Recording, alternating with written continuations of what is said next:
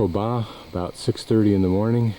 I won't stop because I'm traveling fast down to Palenque, but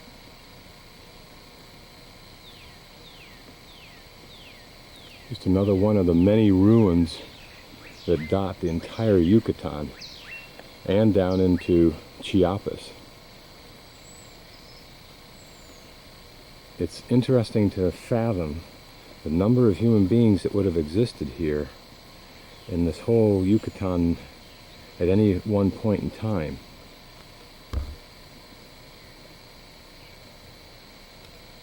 The highway here runs right straight through this center, so the pile of rocks you see over behind the tree is not.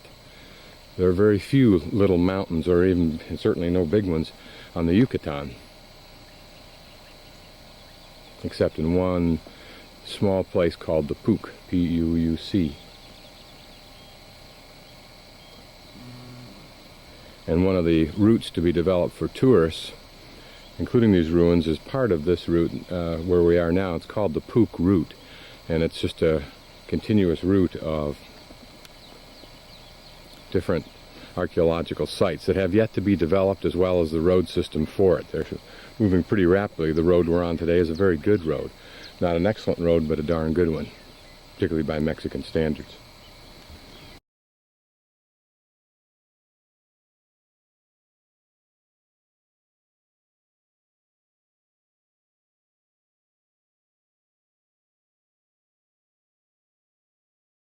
Okay, I'm hiking back on a little trail that is in a totally different area of Palenque. None of the buildings have really been excavated. Some of them have been, like this one, may have been, had this material pulled aside to look at one time, but not much. But yet most of every little outcropping you see here, like these rocks right here, have been worked. Or here, for example, you see that one's been worked right there. So everything, as I've been walking through for the last half hour, 45 minutes, what can be called the jungle, I guess. Every little mound you climb up is some kind of outcropping that you see is stone that's been worked. Maybe you can see some kind of engraving. It looks like engraving on there, but this whole mound right here is something. Probably at one time archaeologists uncovered enough to define it.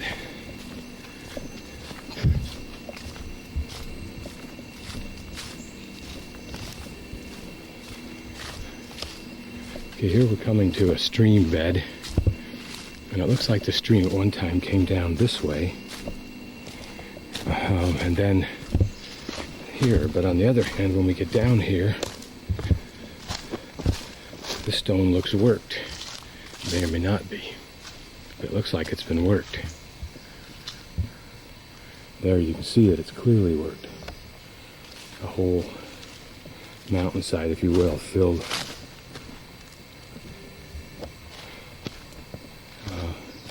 created of some kind of little monument, some kind of building. As we look up a stream bed, obviously we're in some place of some structure. You can see walls there perpendicular to us, correction, parallel to us, and one here perpendicular to us right down in this area.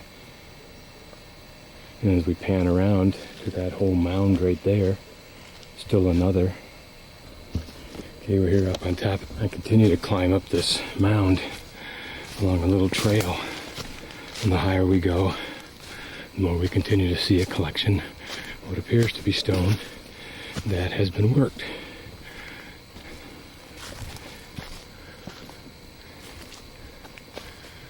You see what those huge trees will do to this mound. Clearly, as we stand at the top, this is some kind of a temple mound. Now here, almost to the top, you can see where some archaeologists have probably excavated this portion out just to see what there was. It doesn't look like much, except for a wall and two side walls. And my guess is it's a temple. I don't know. I really don't know. Here's another area. Okay, this is on the other side. And you can see here, we're working our way back down. Gotta be careful because these vines will trip you up. You can see here where the archaeologists or looters attempted to get some insight into this building's design. But here you can see that wall and then that one portion coming out. Perhaps this formed the frieze of this building. So if you think you might like climbing around in jungles and trying to figure out how a great civilization lived 1,500, almost 2,000 years ago, sweetheart, you found your place in this world. This is it, archaeology. What an incredibly fascinating experience. Spend one's life in the woods all throughout the world, investigating, trying to decipher like some detective, like a doctor does, like a lawyer does with facts. How did people live?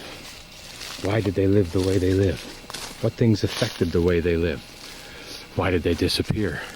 What caused them to disappear? We're alongside the trail, 2, 3, 4 steps still left in place, leading up to something as we can see there. The irony of these worked stones that we see that are exposed, or worse yet, like these that are basically thrown away for eternity. Imagine the guy that worked hard on that for 2 or 3 days or a week or something like that. His work never to be seen after the first couple, 300, 400 years, maybe 500 years. Whereas the other guy who just happened to end up working on another temple, his work will be seen for eternity because we will preserve it.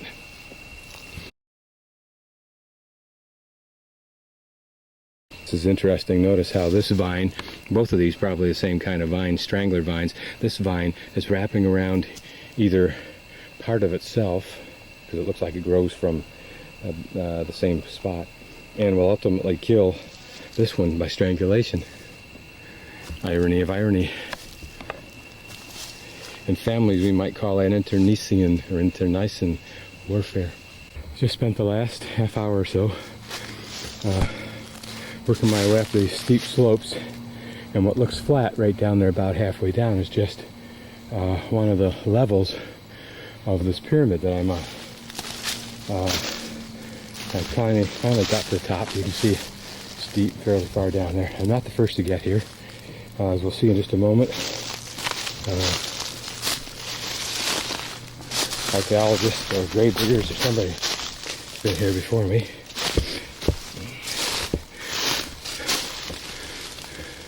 I had to be careful though, because as you can see, this building collapses on you if you start digging out from the inside of it. It was built mainly with fill and worked stone on the outside. But someone's obviously been here. Not too much has happened, but you can see, look at those stones. Look at those thin ones. Think of the time it took, the weeks it took, of painstaking care with stone implements to shape that flatness. And here it lies 1,500 years later, rubble. And maybe for the next 1,000,000 years, rubble. Unless somehow, for some reason, maybe because this park, Palenque, will expand in tourism so much that they'll have to rebuild these abandoned ruins. These stones may never see the light of day again. And when you see these kind of cut stones, they should teach you a lesson. Be very leery of those in this world who tell you you need to do something that will preserve itself for the future so that you will live on. Be very wary of what it is you choose.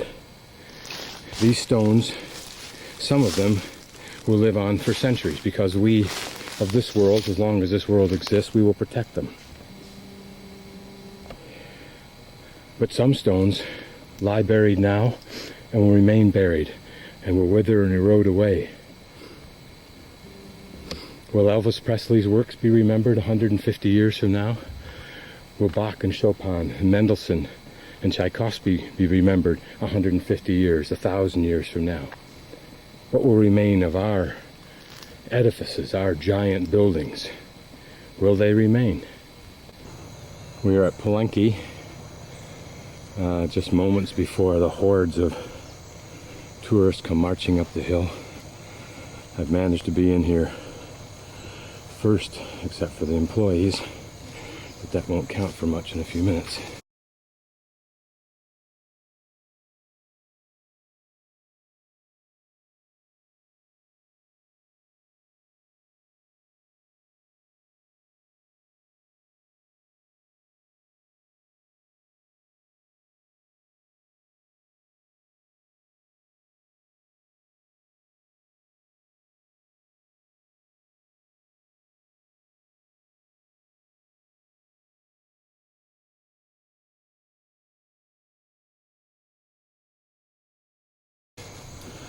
This is the Temple of the Inscriptions.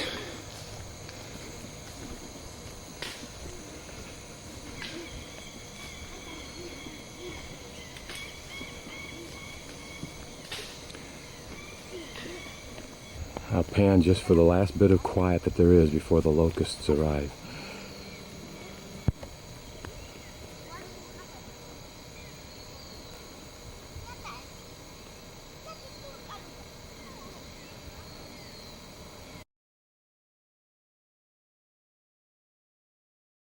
This is the Palacia, the palace of the king.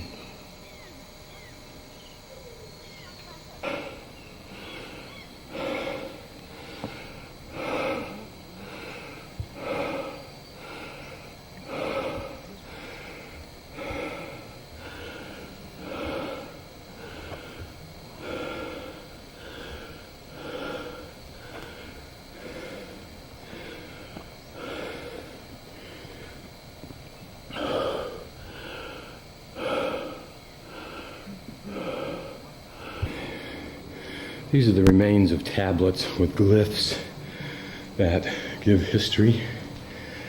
I won't spend much time looking at those because there's nothing you can do with them anyway.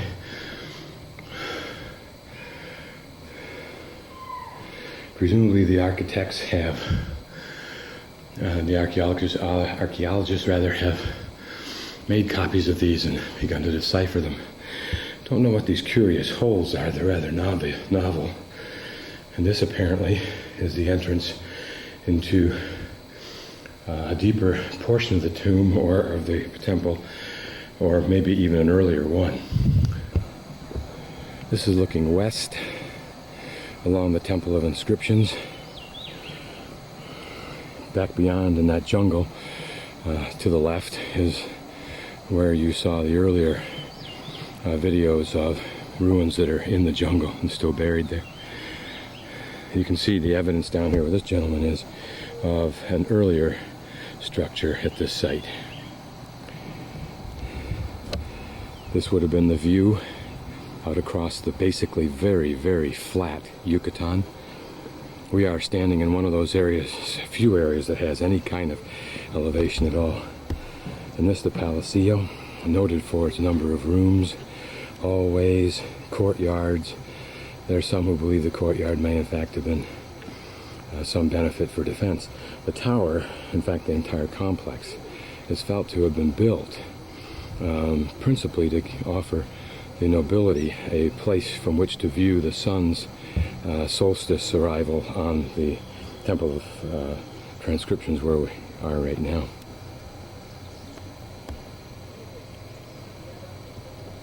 I believe it's one of these temples that is most often seen in the pictures of Palenque, that one particular temple up against the jungle background. I think is probably that temple there.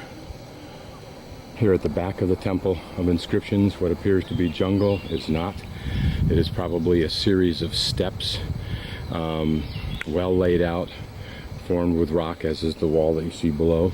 And there's probably a temples and other buildings all throughout this area. Certainly around the corner here, up through a little gully up that way, is the remains of a temple that has been partially exposed. We're at the small temple to the far right of the Temple of Inscriptions on the Temple of Inscriptions complex. And here you see an example of the stucco work that remains, and right behind it, the rock on which that stucco is plastered.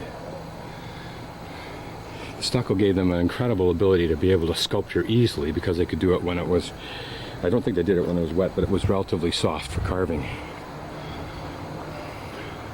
Here now the standard arch with some slight variation, and that is the holes there, which I suspect were for beams that went across out to the front here to offer even more support for arch that went perpendicular to where we are standing right now. Notice the holes there, they were for logs that went across the arch, which suggests to me, although I'm not an architect, that perhaps that Mayan arch is as inherently weak as it looks like it might be.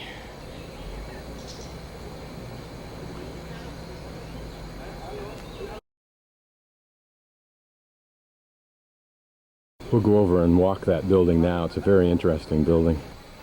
Okay, I'm looking up now. At the very top you'll see what very slim remains of what was a fairly tall roof comb that went all the way around the tops of these front buildings, which continued on. The building you see up there continued all the way around. We'll see an example of that, but from this position, this was a building probably another 20 or 30 feet taller, and very, very impressive, I would suspect. These columns you see here were columns that went up and provided support for a building almost identical, well, in fact identical to what you're seeing us walk by right now. Notice the plaster on the outside, protected by these roof overhangs. The relatively narrow courtyard area, or not courtyard, but hallway, and on the other side, these rooms. And on the other side, a courtyard, long and narrow. It too may have had some kind of a covering to it.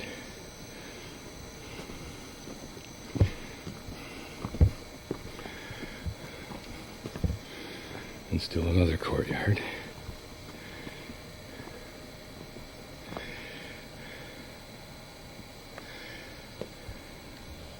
Here's still another courtyard, and very dramatic from the viewpoint that it still contains significant stone carvings, it looks like, over on the side there, and also along the panels here. These might be synonymous with, in some sense, Coca-Cola signs, Firestone tire signs that line the outfields of baseball diamonds, although I suspect these were far more serious and less commercial messages. Also, these large stone blocks that you see here, laid at an angle, also have been carved, but they are too eroded to see much detail. Of course, across the top,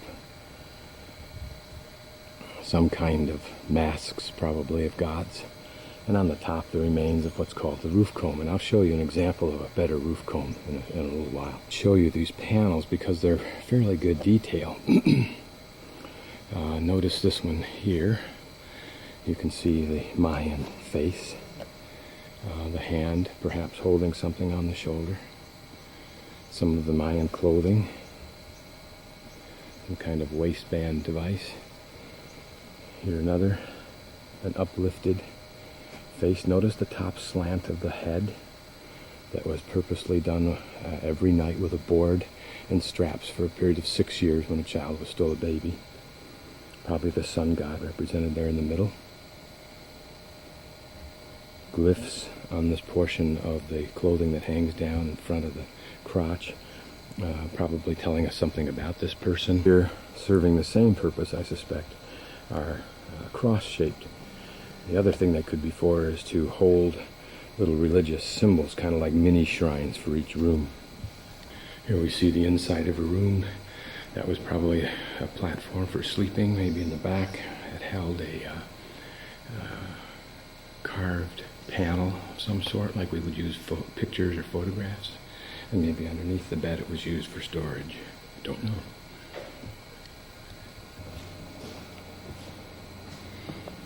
This is an example of the kind of carving one might find on a wall. I assume it's original, but I don't know. It's probably at very least a copy, although I think it's probably original. It'd take too much effort to make it into a copy, or make a copy. small hallway serving different little rooms and who knows what other purposes. Here you see examples of the arch within an arch. Presumably this one used for decoration, but mirroring the major arch that went over this room. It seems here at Palenque there are extensions of ideas that we've seen before. Imagine the time it took for someone or someones to sculpt out this flat, what would have been a flat piece of rock at one point.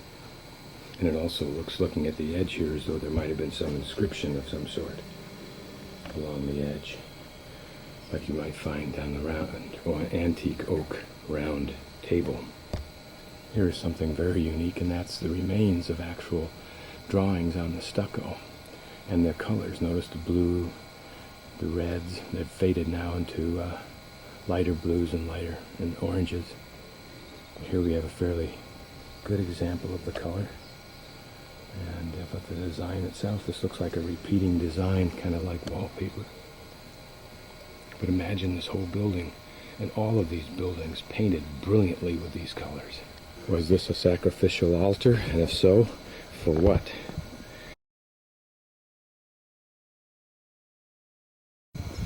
This is the Temple of the Sun.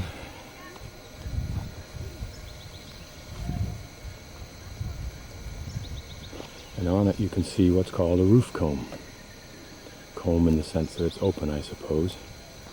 And it would have held designs and been brilliantly colored, and was an affectation of most Mayan temples, but missing from almost all of the other sites we've been at, except for Palenque.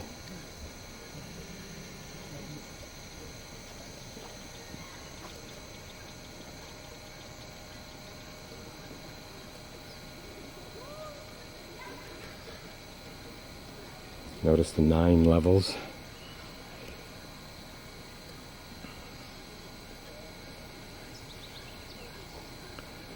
And this little structure that remains here, a hint of the temples beyond it. I wanted you to see this. This is the stream that provides water to this community and also to the irrigation system downstream of it. But notice how it was covered over here, pretty much like we do, for example, in Jackson with Cache Creek as it goes through the town. The walls elaborately lined with rock and then covered with the huge slabs, of which there are some right here. And then here it's now open. Whether it had been covered before, I don't know, but it certainly looks like it was, and it makes sense to think that it was. But you can see the differences in elevation on either side that would have allowed for the slabs and then the earth fill. My purpose, again, in moving with the camera, even though I know it's somewhat disconcerting for you, is to give you some sense of what it's like to walk along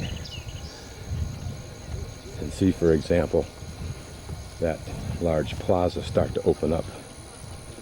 Imagine what it might be like if you were a noble person privileged to walk in these areas. We'll walk up to these temple groupings in a few moments. I wanted you to see how this is terraced here, but the balance of what you think looks like simply the side of a hill, in fact, is more terracing. And that's the case throughout and on top of almost all of these hills, apparently. Okay, now just a pan around this temple group.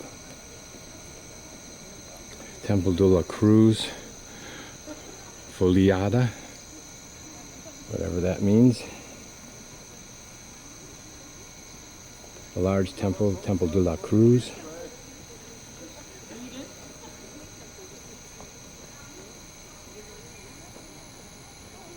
Two smaller temples over there. And then the Temple de la Sol here, with its magnificent roof comb. The roof comb is important architecturally, I suspect, and I'm just guessing, because it does two things. Number one, it adds height, obviously. The second thing that it may do is provide that transition between that which man has made, this temple, and the God's sky above, because it clearly mixes the two architecturally. Just give you some sense of looking up. There, of course, you can see another example of that display device, that frame. It almost looks like a trolley car in there.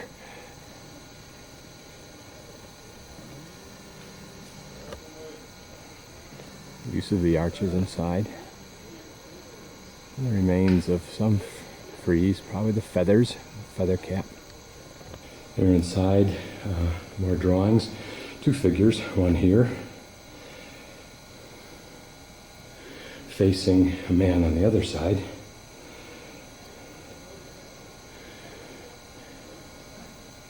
And the glyphs on either side that would have explained the significance of this wall panel. You can see the remains of red color and of a dark, perhaps blue color.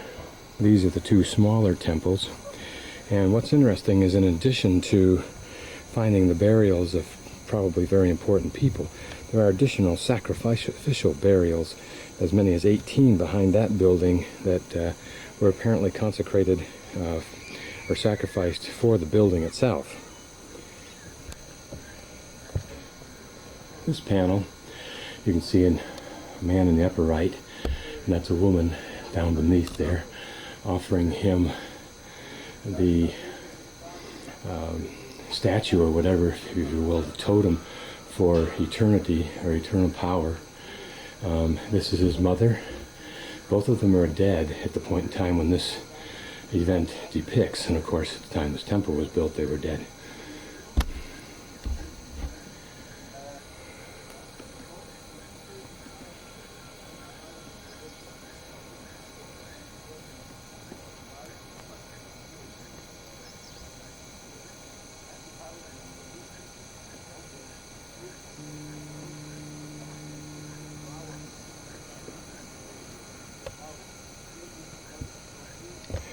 Okay, the entrance to this temple, or I should say the approach to this temple, is built right into the side of the hill. In other words, the hill was used for the temple. The temple didn't have to be built from scratch. This illustrates one of the problems of Palenque, particularly as I pan through this area without looking at it through the viewfinder, and that was that this is a very rocky, mountainous little area. And as a consequence, even the design of the whole complex had to take into account the flat areas that were naturally here and the topography that was naturally here in building the temples.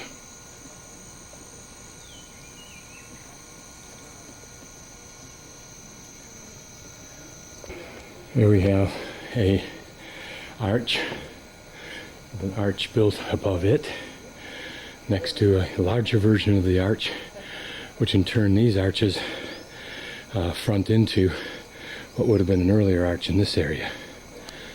And panning around to our side here,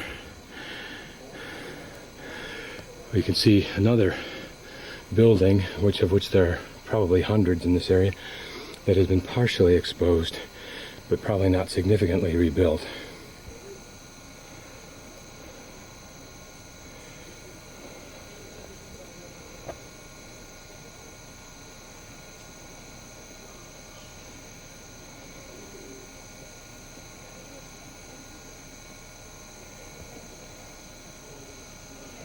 Looking down here again, try to imagine what this was like.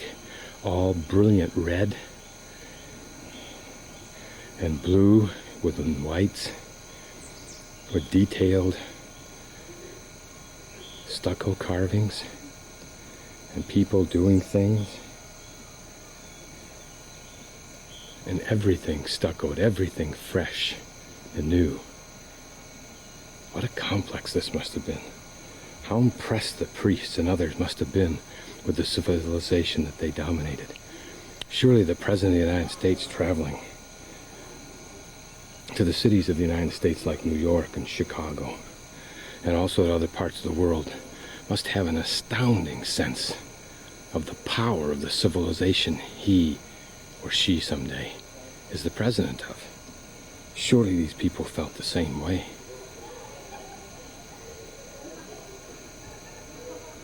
This is interesting here, in that it seems to have its own little mini temple inside this room.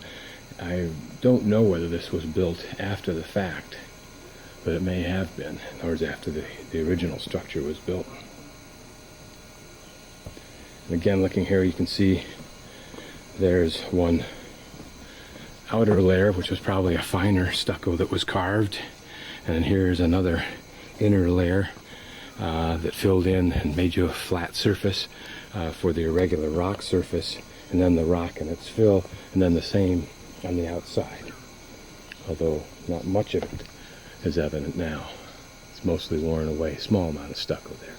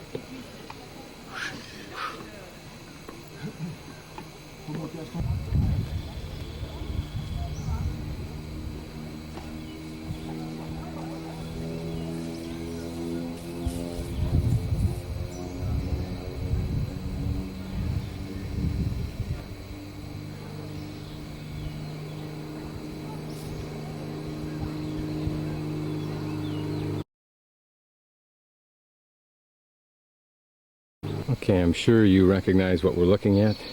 Juego de Pelota, or the ball game court. It's thought that because there are no evidence of stone rings and none found, that probably the rings were made of wood and of course have disintegrated. To make the comment here, its practice, or its use of the ball court, represented the everyday play between contradictory forces, antagonistic concepts, and opposing natural events. Since all societies are plagued by those three generalities, what other examples or analogies in our society can you think of that represent the interplay of those kind of forces? One to me, for example, and I'll just give you a hint, maybe music, and I'll let you figure out why and how, but I'd like some examples, please.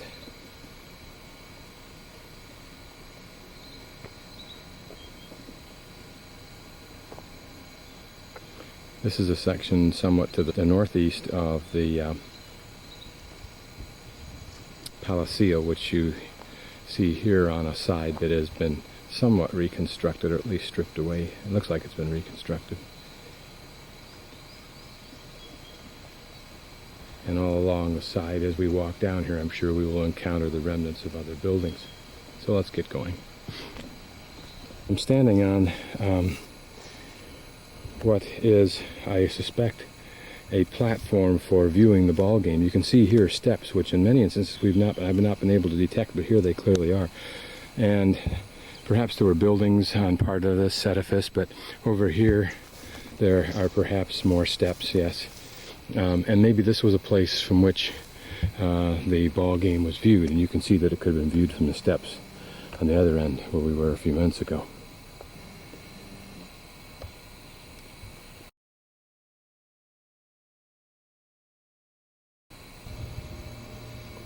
This is the Complejo Norte, North Complex.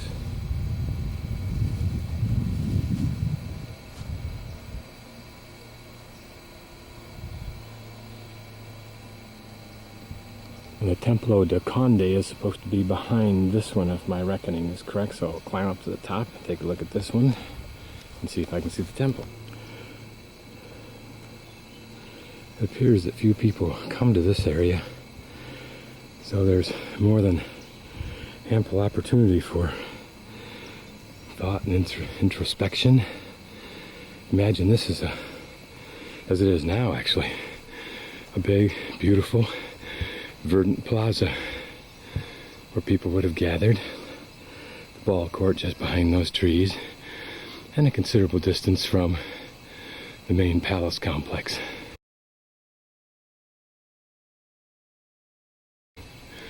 Here's the reasonably well preserved stucco emblem or mask of something or someone.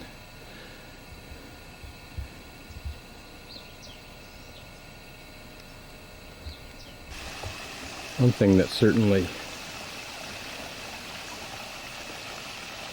accounts for their choice of location are these beautiful streams that run through here now.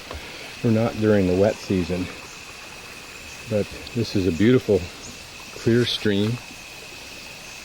You can imagine what it's like during a torrential runoff. It must be gorgeous. I'm just surprised that more buildings were not literally built over these streams or right next to them. They're so beautiful. There are 3 or 4 in this area. One, of course, was the main one, Otulum, which runs through the center of the main complex, which I showed you earlier.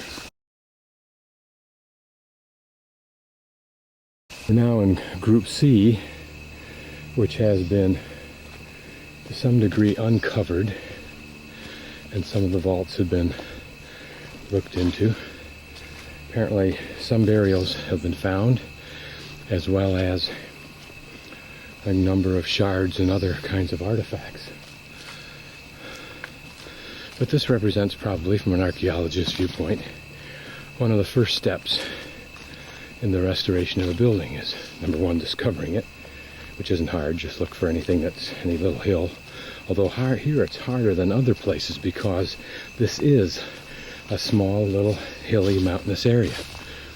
So unlike some of the other places we've looked at, simply because it's a hill may not necessarily determine that it's a structure. Notice these huge trees that are growing here, sometime in the last 1400 years perhaps. And then back through those trees is another building.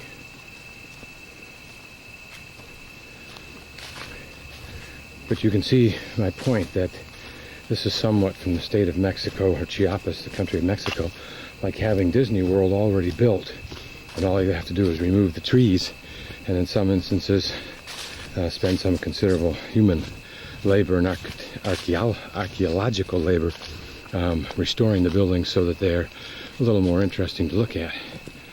As here we can see no restoration, simply an uncovering, because to attempt to remove those trees at this point in time will be a major project, and then to rebuild on top of it. But you can get some sense of what this might have been like. We'll climb up here. We are now going up some steps in a small temple area. We're now on top of a little platform.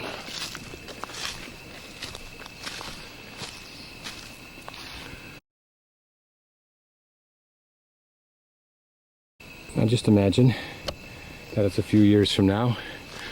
You've just successfully submitted and had approved and accepted and then published, fortunately for you, your treatise on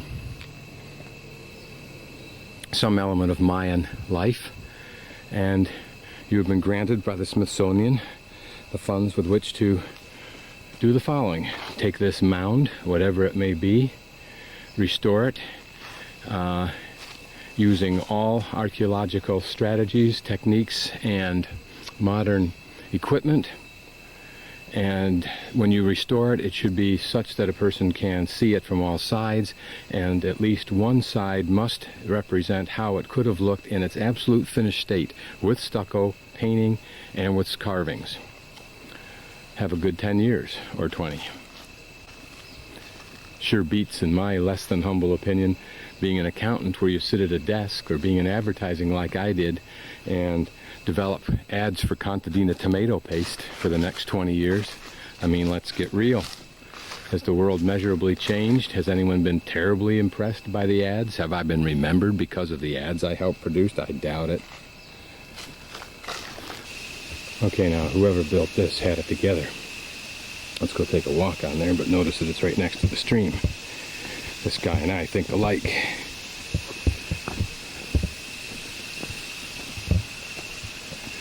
Surely there's a god of waterfalls, and even if not of waterfalls, certainly the god of water must have appreciated one of his prettiest creations, or her prettiest creations, and that's a falls.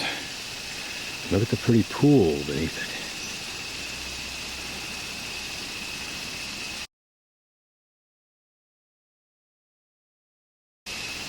You can see that from this temple, or whatever it is here,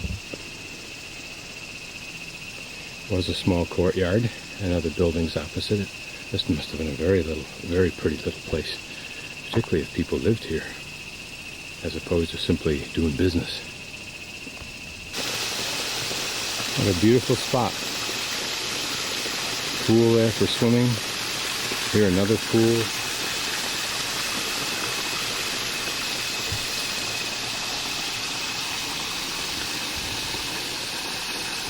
What a pretty place this must have been. Here almost looks like it was made, a small pool when the water's high enough. Or with a little bit of chisel work you could get this to fill, and this would not be just simply a relaxing pool. All of it was relaxing.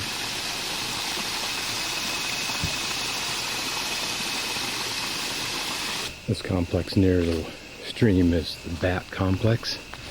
Bat was also an important animal in Mayan religion, although I don't know what importance was and what significance was attached to it.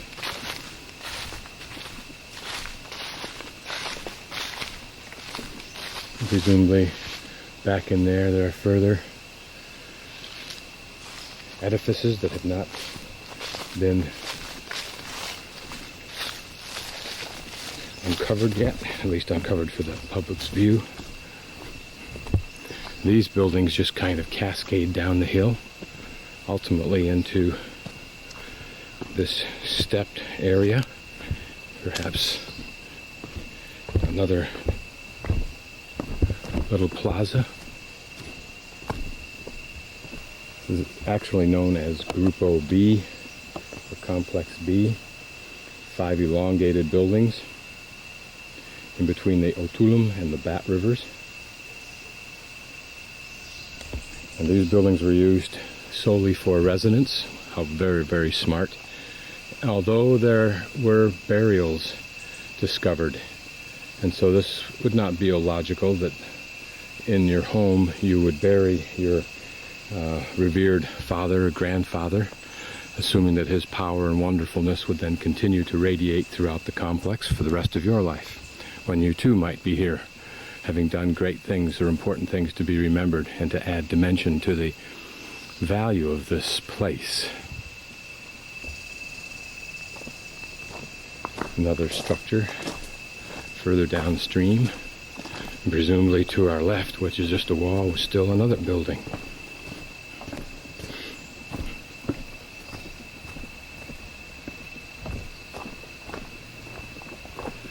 And it's buildings like this that go on ad nauseum in the Mayan world.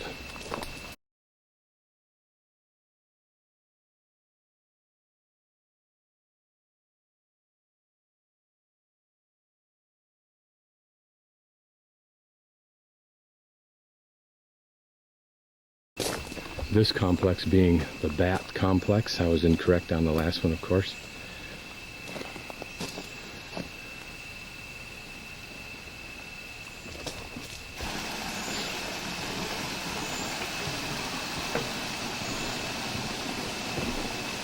Love these suspension bridges, they're always fun.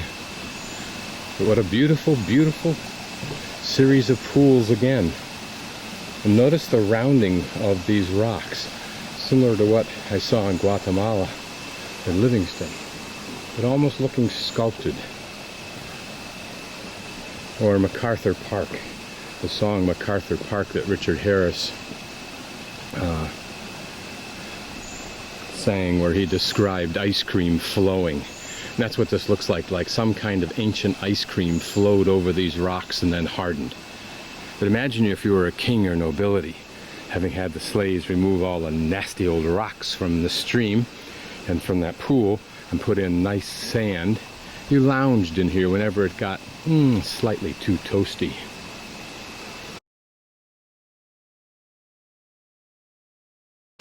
Surely they would have done that. This is Grupo 1 and 2 of buildings. Look at the size of these trees. Imagine what the massive roots do to these structures. Here's the stairway. Let's go up the stairway.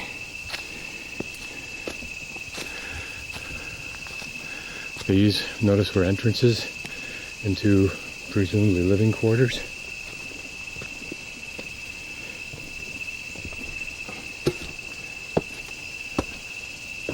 Aren't you having fun?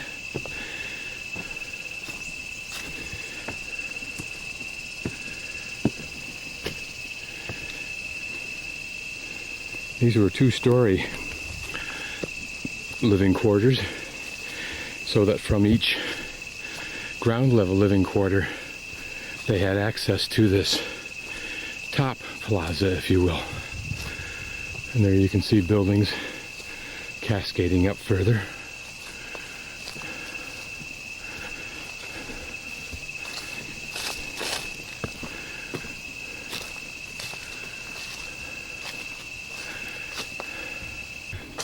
Here's still another complex associated with 1 and 2, group 1 and 2. And you can see how this would have been a little plaza area.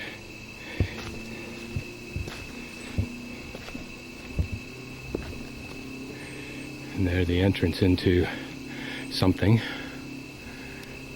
Look at the size of this root that issues from that huge tree. And just imagine how those roots, like giant, powerful snakes, do as the one at the far end is doing, and that is to dive right into the wall and start chewing up the inside there. That's what takes the time in restoration, is to undo the damage of the trees. Now as we look off the back here down towards downhill, presumably these trees would have been cut away, and in the old days there would have been a scenic view of the stream area and perhaps of Yucatan out beyond those jungle trees. This is a group of secundario, or in other words, second level, same as high school level, Mexican students from the city of Tampico who are making a grand tour, I think for about a week or so. They started March 22nd, so it's about a week, 10 days. And they're hitting all of the, or a lot of the major sites as part of a field trip, and this will represents the best students, she tells me. So the lady in front of us. And English is not something that they take a great deal of, just a little bit once in a while.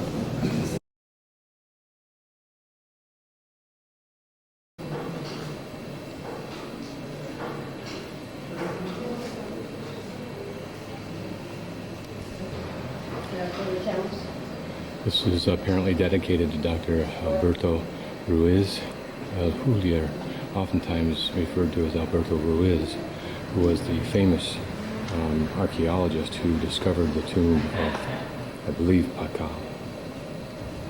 Here is a large panel of glyphs, and I'm going to focus on just those that have lines in them, since I believe they represent part of the time or numbering system or the dating system. And if they do, then someone will be able to use them, perhaps. Notice this one has one line and a dot high up and a dot below.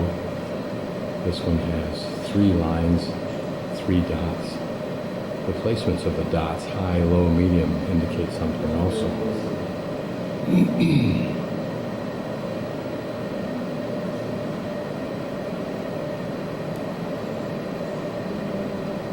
This glyph in the center means something, or to the right rather, it means something, but I don't know what it is. This looks very much like Pacal. We'll see a bust of him in a few minutes. And you can see another kind of a design here. It looks like a partial swastika, which was used throughout not only Mayan art, but much of art throughout the world. It was only Hitler who made it so horrible a name.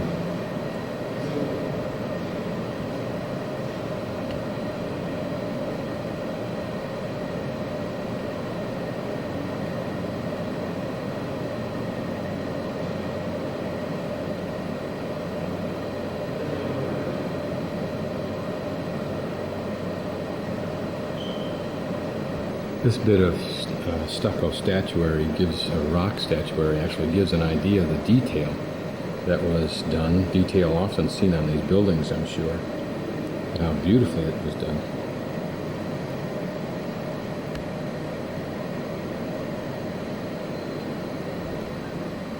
These stoneworks would have reflected important personages in the town, or perhaps gods. It looks like from the detail, and just from looking at the different faces, that they were quite capable of reflecting the subtlety of the different human faces, even within the same culture.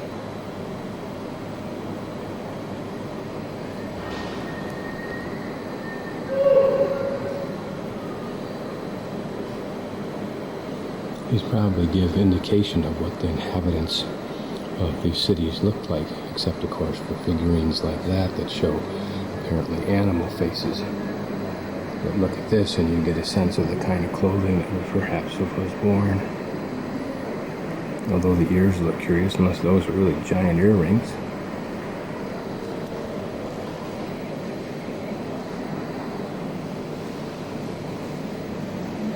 Look at the detail of these faces.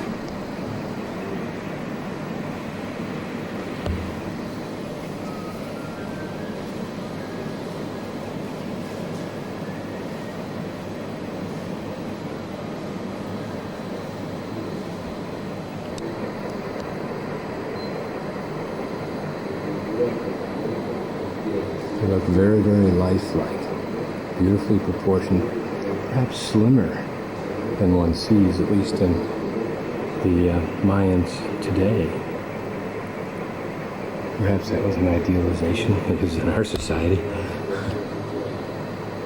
The way we photograph models, the way we make clothes, the way we expect women and men to physically be.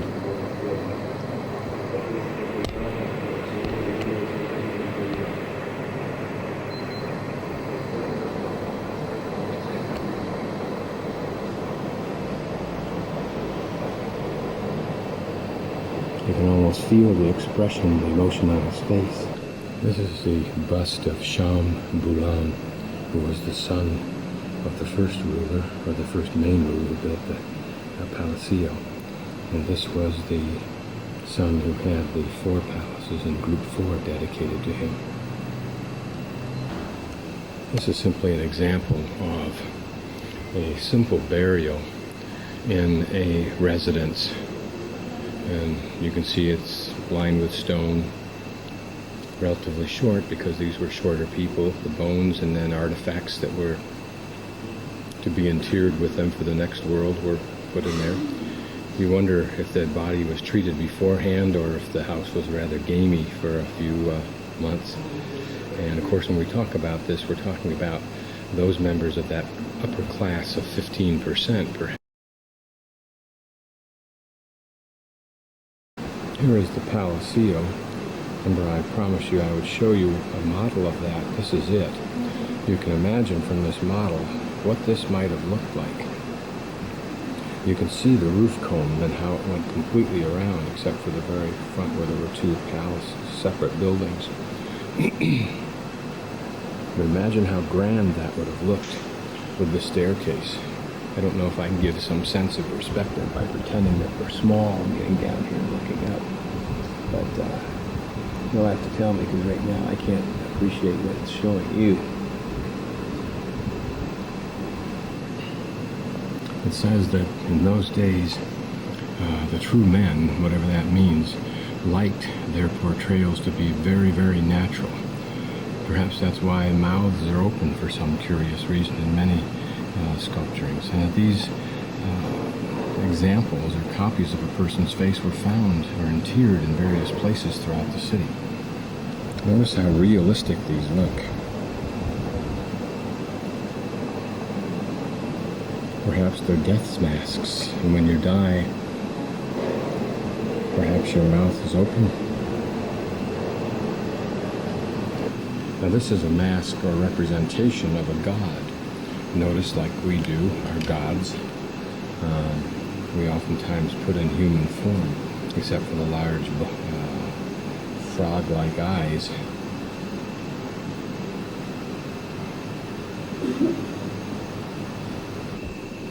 These are ceramic pots, more often used as funerary deposit devices. In other words, something you put into the grave with some kind of offering.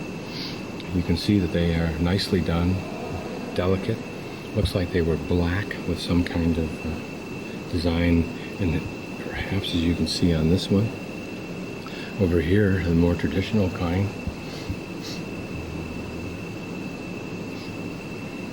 They have a nice light, almost kind of a floating image to them. Here looks like an example of printing. Now this is a cylinder.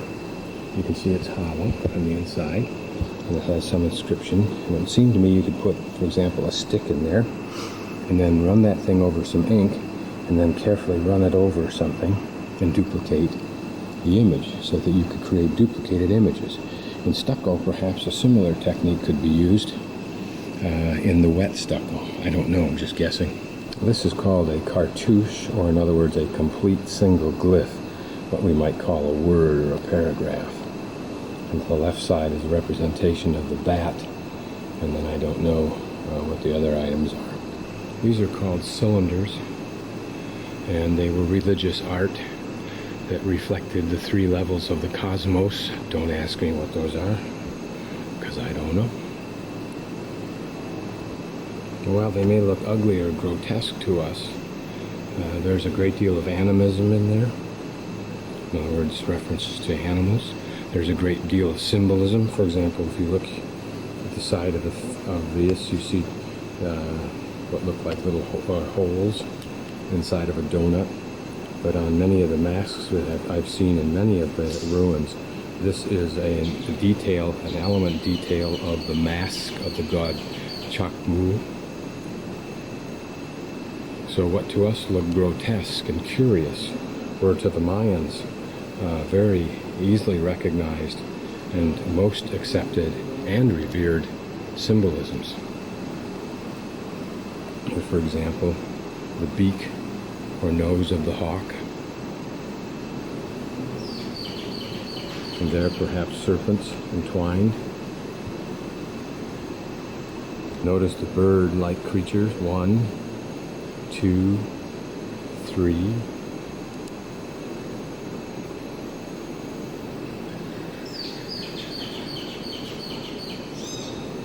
And there, of course, the bulbous eyes of a god representation. The bird-like creature on top. And yet, perhaps a serpent with some kind of a comb on top, like you'd see on a rooster. What kind of animal that would be, I don't know. But remember, this is great, great symbolism.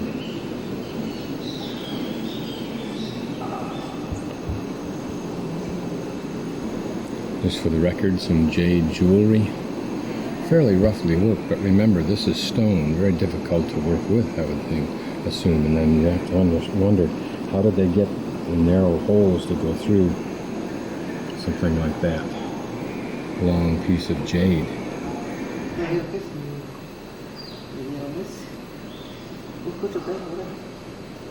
No, está bueno.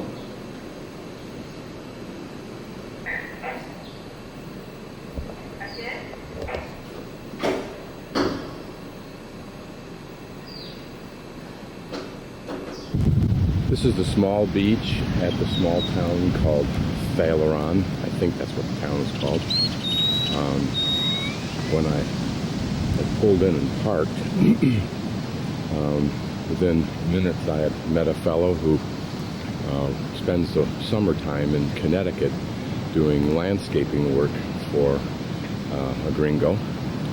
And then another woman who speaks English dropped by to say hello, and we chatted, and she invited me up to her house, which is right through the trees, right back through there. And her name is Alba. Her son's name is Mario, and her mother actually bought the land and apparently owns quite a bit of land in this area. According to Mario, since I asked him, they are in the gasoline business, which means they own Pemex franchises, and they're in the trucking business. To some degree, that must be good because they're what you would certainly classify as wealthy in this country. This is looking south along the beach. People out fishing, obviously. There are also occasionally boats that go by, the little skiffs with the motors on it.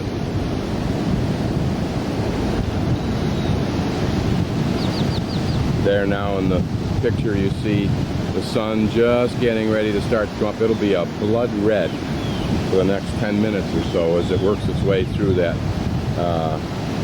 atmosphere, that dense, moist atmosphere of the Gulf of Mexico, which incidentally is one of the prime bases for the tornadoes that we get in the United States, is the mixing of this air with that incredibly cold air from the Alaska or the Siberian Express, which comes into Jackson. Looking north are these mountains, more dramatically seen from the road, almost looking like volcanoes, and perhaps they are, I don't know, but they certainly look like that kind of erosion.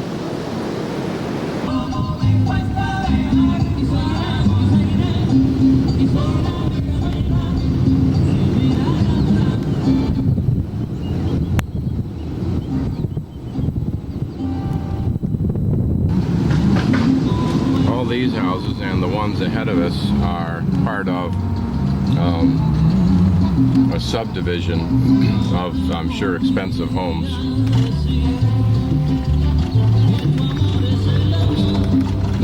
So just like Jackson, the reasonably wealthy enjoy being protected by barbed wire. Now, this is some of the view in this area. That in front of you is actually a big bay that is dry or mud flat right now. I don't know that it ever gets water in it, maybe during big storms or something.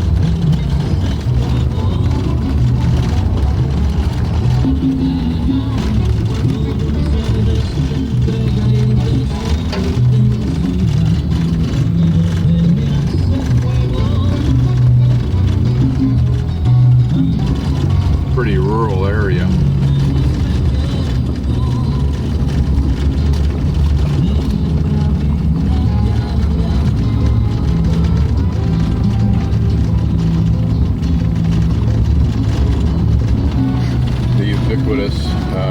Sugarcane fields that are everywhere in Mexico and Guatemala and Belize. This is the pretty little town, neat and clean. The people ahead of me apparently know how to go in and out. There must be some little secret to going through that subdivision that's gated and guarded.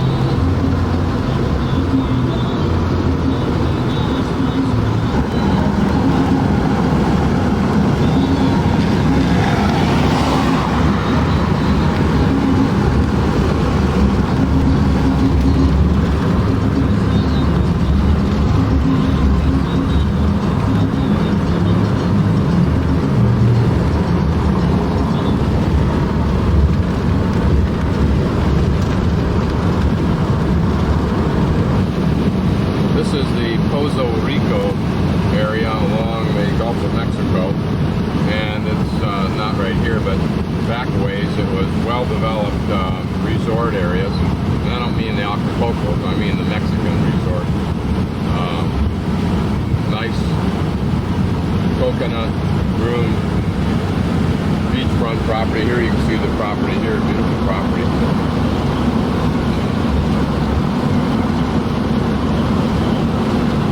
And there's just miles and miles and miles of it. Here you can see some of what the houses look like. Very, very pretty place. I mean, great place to retire.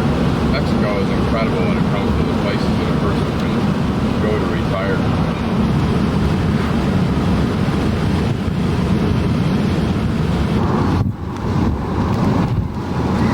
This interesting hilly country is still south of Puerto Rico.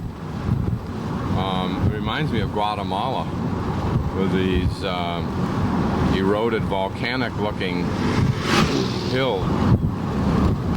And notice how those hills are cultivated. So they've been denuded of the forest, but then they put up orchards instead. I wonder if this is a legitimate solution. It sure seems unfortunate to lose the rainforest or the forest, but then that's life, I guess. Better than losing the oxygen and destroying the land to boot, which this may not do.